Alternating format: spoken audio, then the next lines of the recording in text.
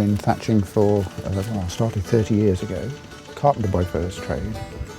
I started actually just down the road from where we are today, building a reconstructed Iron Age village.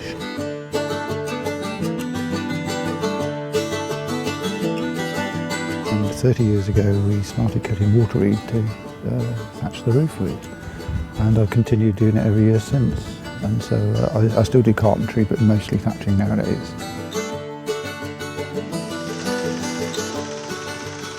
Yeah, well, years ago we started cutting water reed, and we just thought, you know, I love doing it. But I've found over the years of using imported water reed, because obviously, you know, most thatchers pick up the phone, there's our big reed suppliers that'll just arrive at the bottom of your scaffolding. Couldn't get it easier.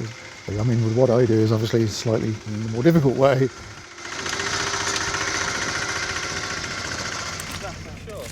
There's a saying, what grows in the wet lasts in the wet, as far as thatching material goes. And I used to think that was a bit of a nonsense, but in actual fact, thinking about it, when some of these reeds that come from these very hot countries, they grow at a phenomenal rate in the growing season, and they don't seem to last. Some of the imported reed is not lasting anything like some of the harder types of reed that comes from, for instance, Norfolk.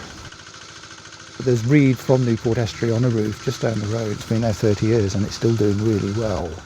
So I'm very encouraged with local produce.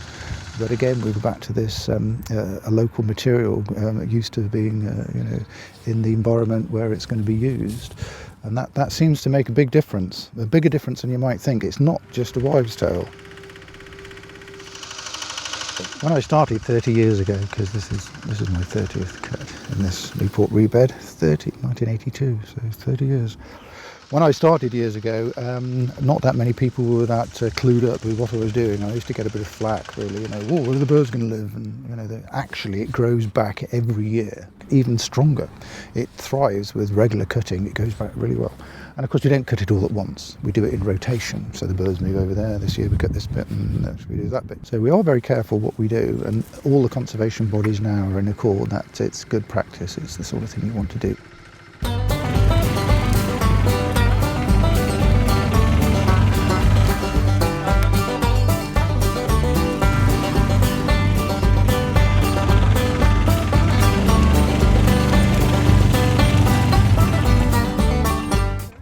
30 years ago when I started cutting, we used to cut with one of this sort of thing, a sickle. It used to take approximately 6 guys, approximately 6 days to cut by hand. And then of course, you know, you've got to tie them up yourself, so you've got to bend down, tie them up, carry them out on your shoulder, you know, all the way to the roadside. 6 guys, 6 days. I think the most tiring bit was walking out with it on your shoulder, because it's muddy, you see, and the mud tries to pull your willies off. You know, to get a whole trailer load of reed cut by hand is a massive undertaking. The first year we used the reaper binder with a quad bike, from beginning to cut to actually having the whole crop in a barn, 6 hours. Yeah, it's breathtaking. What it does mean is that this little machine runs on biodiesel. It's the most efficient way of cutting reeds now, and we can sustainably, year after year, go into a reserve, maintain it, and really manage it in an efficient way, which means we can more realistically do a long-term plan, which means we're really more serious about sustainability.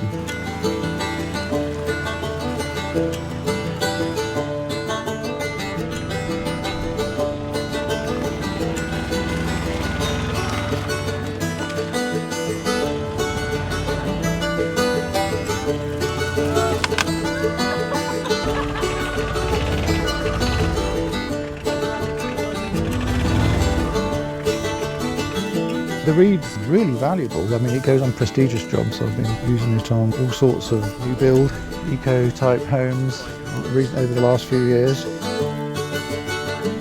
Yeah, 30 years. 30 years I've been cutting this, so I'm quite chuffed today, really.